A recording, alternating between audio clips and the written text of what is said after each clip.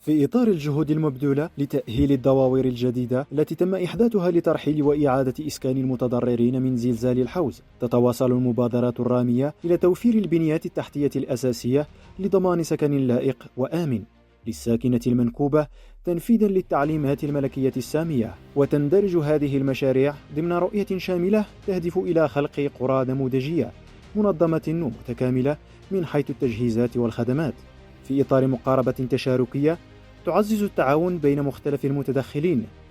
ويرتقب من هذه الاستراتيجية أن تسهم في تحسين ظروف عيش الساكنة المتضررة وضمان إعادة إعمار مستدام ومندمج.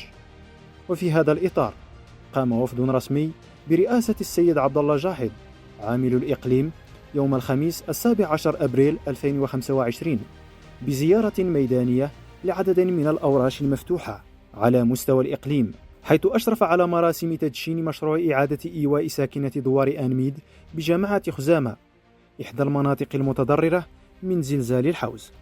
وتندرج هذه الزيارة ضمن عملية التتبع المستمر التي يقودها السيد العامل للوقوف على مدى تقدم الأشغال والاطلاع على ظروف استقرار الساكنة في مساكنهم الجديدة.